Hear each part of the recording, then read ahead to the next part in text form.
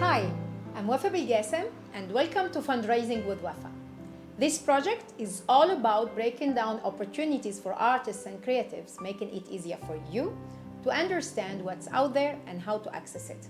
Over the years, I have seen how hard it can be for an artist to navigate the world of funding. Information is scattered, language is complicated, making these opportunities feel like inaccessible. So in each episode, I'll be highlighting an opportunity, explaining its eligibility, objectives, and accessibility, and providing some advices on how to make the most of it. In partnership with Africa No Filter, 6 episodes of Fundraising with Wafa will be dedicated to tell you more about artistic mobility in Africa. These episodes are also the opportunity to contribute building a positive narrative about migration on our continent. And today's episode is dedicated to tell you more about the African Cultural Fund from Mali. And stick around because we also have today a past beneficiary to testify and share with us his experience and insights. So, African Cultural Fund. This fund is based in Mali and is designed to support cultural creative industries all over the continent. It doesn't have a mobility fund scheme per specific, rather it funds projects that might have or could have a mobility component. So who's eligible? It depends. They usually open a call with specific time frames. Some are open to the whole continent, others are specific to a region or a country. But in general, they are open to cultural creative entrepreneur, artists, or worker, and they have to be in Africa or operating for a project in Africa. So what I advise you to do is to keep an eye on African Cultural Fund website. You will find the link in the description box below. And prepare yourself to submit a good project. And stick around. So, as I told you, wait and see. And this time, I have not only one past beneficiary to give us advices and share his experience, but I have 2. So today, we're blessed and we are very happy to talk with Jean-Noël Sarr from Senegal and Idriss El Fattah from Morocco as a past beneficiary of the African Cultural Fund mobility support mechanisms. So we today host 2 cultural operators. This time you're not artists, but you're doing a great job also facilitating mobility and exchange between these 2 countries. So can you tell me a little bit about, I can start with you, Jean-Noël. You can speak in French if you feel comfortable with the French. Are you okay with the French? Okay. Yes, I'm okay. Great. So can you tell me more first who you are, guys, and then tell me the program of the African Cultural Fund that you have been benefit of and where have you been moving around?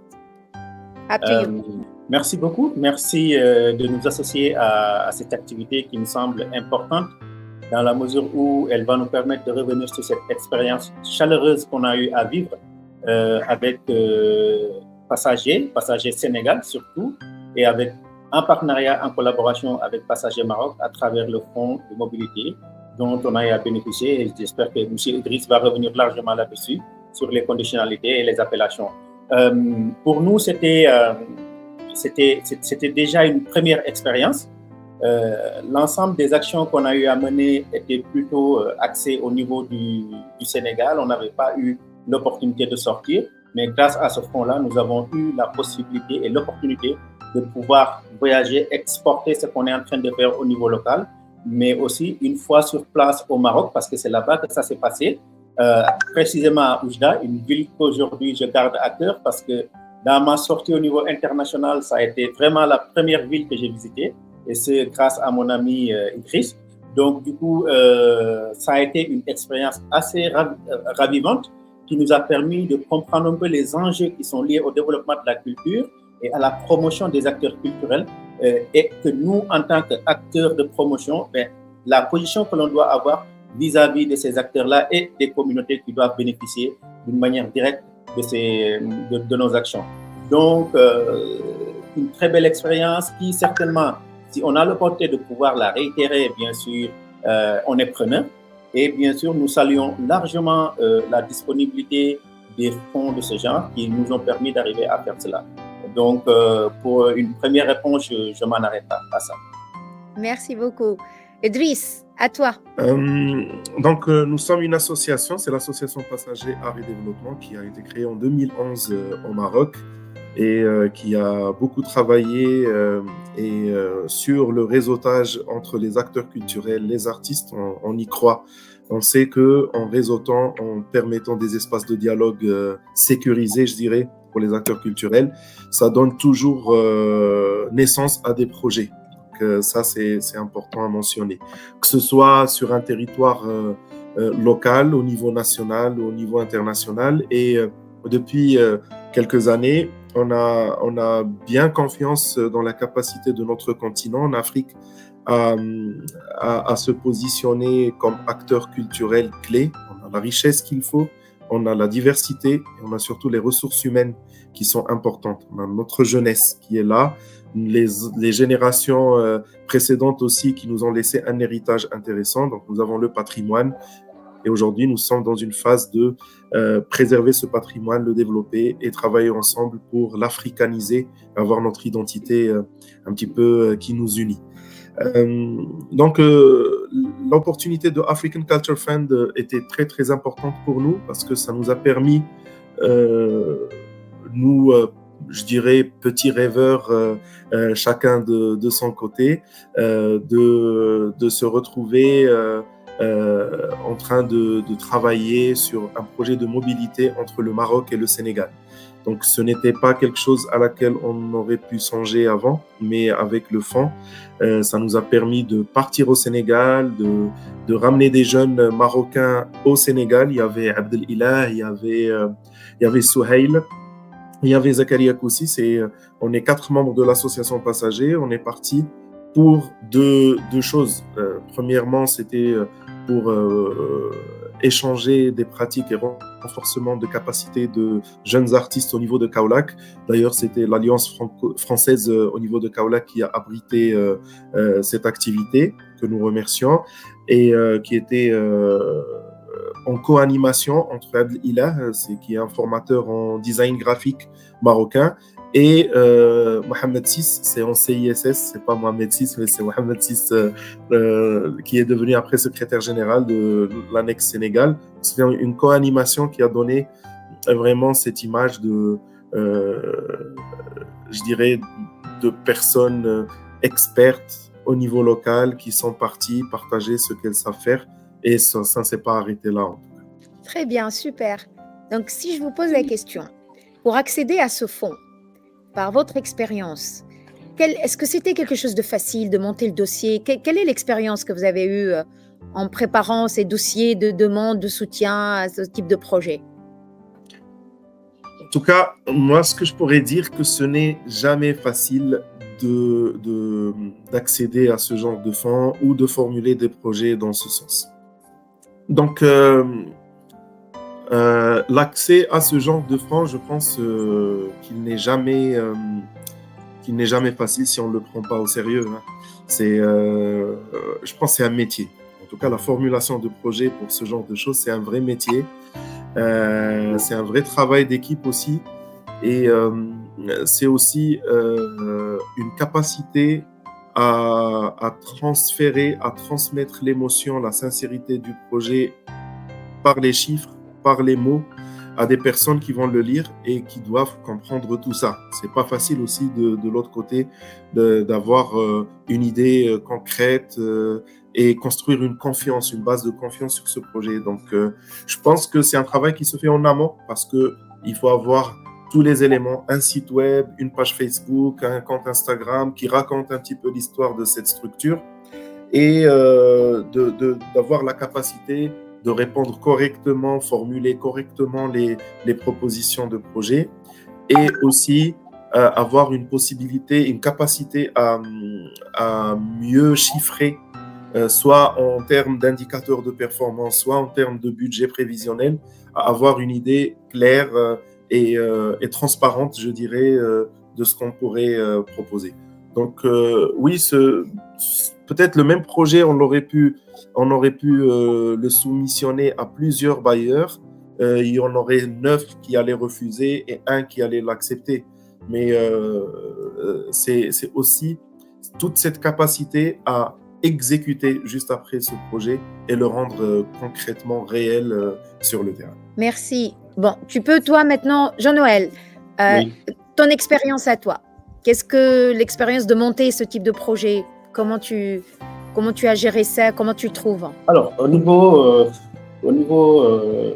je dirais, national, local, c'était plutôt intense parce que pour nous, c'était une première immersion dans un projet de ce genre. Bien avant, on a eu à coordonner des projets plus ou moins complexes, mais des projets qui nécessitaient une mobilité. Nous n'avions pas eu l'occasion de le faire. Donc, comme j'ai dit encore une fois, c'était un beau début d'expérience. Au-delà de ça, c'était aussi de pouvoir appréhender réellement le contenu de la mission, bien comprendre la raison de ce déplacement-là, et pour après pouvoir inspirer par la suite sur notre territoire. Ce que nous avons vite fait, parce que dès notre arrivée au Maroc, on a pu quand même, avec l'agenda qu'on avait eu de visites et d'activités, nous avons pu rencontrer non seulement des jeunes au niveau de Oujda, avoir une immersion sur ce que ces gens-là faisaient, mais aussi au-delà de ça, il y a eu les autorités locales et comment est-ce qu'ils se positionnent en tant que cadre légal d'accompagnement de ces associations-là. Donc, ça nous a permis de s'inspirer et aussi pour nous, au retour, de pouvoir imaginer des programmes. Aujourd'hui, nous avons lancé un programme sur la gestion du patrimoine local. Comment est-ce que ce patrimoine-là doit être structuré, doit être encadré pour qu'il y ait des musées au niveau des musées communautaires. Donc ça, c'est des inspirations qu'on a eues à travers cette visite-là. Et au-delà de ça aussi, c'est d'être aux côtés de nos autorités pour leur dire que oui, il y a dans des localités où la démarche est plutôt positive et elle va dans un sens où nous, on devrait l'emprunter. Et donc, c'est vraiment dans cette optique-là que cette mobilité a son importance et a son impact. Je crois qu'aujourd'hui, des projets de ce genre, de cette envergure-là, nous, si on doit s'immerger, comme je dis encore une fois, on n'hésitera pas. Parce qu'au-delà de l'aspect administratif et documentaire qui est tout derrière, comme l'a dit Idriss, c'est tout un tas d'aménagements qu'il faut faire, mais le résultat qui existe entre l'humain est un résultat extrêmement extraordinaire qui aujourd'hui fait qu'on tisse des liens extrêmement importants pour conduire le développement communautaire et le développement de nos pays. Certainement, après, chacun en fait un outil qui l'oriente dans un sens ou dans un autre.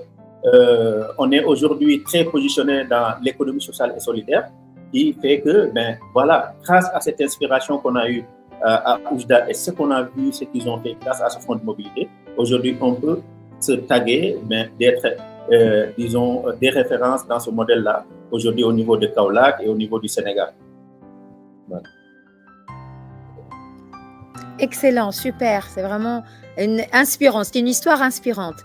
Une question pour plutôt un conseil. Si vous devez donner un conseil à un jeune ou quelqu'un qui va tenter de soumettre et de demander du soutien pour une mobilité ou un projet, quels seraient les conseils que vous lui donnerez? Je commence par Idriss.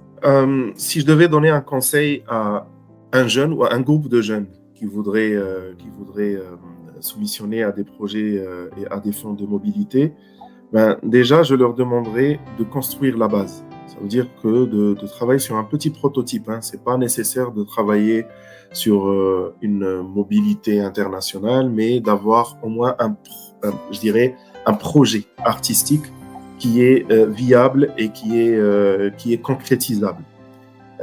Deuxième chose, c'est d'avoir une équipe. L'équipe, je pense que c'est très important d'avoir une équipe derrière parce que c'est l'équipe qui portera, que ce soit en amont la préparation du projet ou durant l'exécution du projet ou même après sur le reporting sur le projet. Donc, c'est vraiment une équipe complète qui devrait être là et ne pas hésiter à renforcer leurs capacités. Je pense avec l'intelligence artificielle aujourd'hui, ainsi que toutes les plateformes de e-learning, on est capable de lire, d'approfondir nos connaissances en termes de formulation de projet. Donc, je demande aux jeunes de ne pas hésiter à demander des informations supplémentaires, que ce soit sur des plateformes digitales, ou même de s'orienter vers des personnes qui ont déjà fait ça, ou même, encore plus, d'être présent dans les grands forums, les grandes rencontres culturelles. D'ailleurs, au Maroc ou au Sénégal, je pense au Sénégal, il y a le Dakar Music Expo. Au Maroc, il y a le Visa for Music. Et un peu partout, même en Algérie, il y a le Canex, je pense, etc. Je pense qu'il y a plusieurs rencontres en Afrique qui peuvent nous permettre de réseauter, de rencontrer des gens qui sont disponibles lors de ces événements et leur poser les bonnes questions et prendre les bonnes réponses. Merci. Jean-Noël. Merci bien. Pour moi, je dirais qu'il faut foncer. Certainement pas tête baissée, mais il faut foncer avec beaucoup d'ambition parce que c'est ça qui nous permet aujourd'hui ou qui permettra justement de pouvoir approfondir et tisser ces liens humains-là. Il ne s'agit pas seulement de rester dans sa zone de confort, il faut certainement aller au-delà de ce qu'offre son territoire. Parce qu'il arrive à des moments donnés où on se sent très, très, très grand par rapport à son espace. Et c'est justement grâce à cette mobilité-là qu'on a un esprit beaucoup plus ouvert, qu'on a beaucoup plus de capacité à pouvoir dire, OK, moi, je vais encore une fois renforcer mon utilité envers ma communauté. Moi, c'est vraiment ça que je conseille à tout jeune qui souhaiterait bénéficier ou soumettre à ce genre de projet-là. N'hésitez pas, mais aussi à co-créer, parce que ce n'est pas une chose uniquement qu'on peut porter soi-même. Il faut profiter de l'ensemble des interconnexions internationales qui existent. Je pense tout de suite au partenariat Sud-Sud qu'on a établi, qu'on est en train d'exploiter, Idriss et moi, et bien sûr Nord-Sud, ainsi de suite. Donc, il faudrait voir et élargir un peu les champs de recherche, fouiner un peu partout sur Internet, voir quels sont les outils et les dispositions qui existent pour pouvoir s'embarquer dessus. C'est extrêmement important à mon avis et c'est ça qui permet aujourd'hui de sortir des chantiers battus et de réimaginer ou réinventer le monde. Parce qu'on peut tout de suite être dans son coin et penser que tout ce qui se fait dans ce coin est bon, mais par contre, il y a une meilleure pratique ailleurs et en allant s'inspirer de ces pratiques-là, on est beaucoup plus utile à sa communauté. Car tout ce qu'on peut faire et tout ce qu'on peut dire, c'est que tu sois marocain, sénégalais, français ou égyptien, whatever, l'objectif final, c'est que l'être humain qu'on est ait un bon cadre de vie, c'est qu'il vit bien. Et ça, c'est un partage commun. Et donc, ça veut dire quoi? Ça veut dire que cet or-là que nous avons, nous pouvons aller le chercher un peu partout où l'on peut. Et c'est à travers les connexions humaines qu'on peut arriver à faire cela. Et c'est pour ça que cette rencontre-là que j'ai avec Idriss à travers ce projet de mobilité est extrêmement important et extrêmement bénéfique. Et tous les jeunes avec lesquels je travaille aujourd'hui, je les oriente vers des dispositions comme ça. Et ça m'a permis aussi de me développer humainement. Et je pense que ça se ressent même dans le discours et dans les actions qu'on est en train de faire aujourd'hui. Magnifique, boy, magnifique. Tu parles wolof maintenant. Excellent. Super, parce que tu as naturellement répondu à la dernière question qui était censée conclure, c'est-à-dire face aux bailleurs, si j'étais le plus grand bailleur du monde, quel serait le plaidoyer qu'on utiliserait? Et il n'y a pas mieux que ce que tu viens de dire, en fait. C'est magnifique. Okay. Idriss, peut-être que toi, je passe à toi. Si je suis Crésus et j'ai tout l'argent du monde, qu'est-ce que tu dirais pour me convaincre à continuer à financer la mobilité intra-africaine? La mobilité intra-africaine, je pense, c'est un investissement sur l'avenir. Hein. C'est pas pour aujourd'hui, mais sur l'avenir, parce que je pense qu'on ne met jamais assez de budget sur la mobilité. Il est peut-être temps de se dire que dans un monde qui passe par une conjoncture, je dirais, difficile, c'est un monde qui a oublié peut-être ce lien humain, qui a oublié la culture, qui a oublié l'art et qui s'est concentré sur des choses, je dirais, qui nous immobilisent. Donc aujourd'hui, en permettant aux jeunes et à toute catégorie, principalement dans le secteur culturel, de se mobiliser, c'est permettre la mobilité pour la paix aussi et permettre aux gens de se redécouvrir et redécouvrir l'humanité. Donc je pense qu'il est temps de se re-questionner et il est temps d'ouvrir toutes ces frontières face à toutes ces âmes porteuses de bonne foi. Voilà. Merci infiniment, merci beaucoup, c'était super. Thank you so much, Idriss, for this wonderful conversation. That's it for today's episode, and stay tuned for the next episode to tell you more about mobility funding in Africa.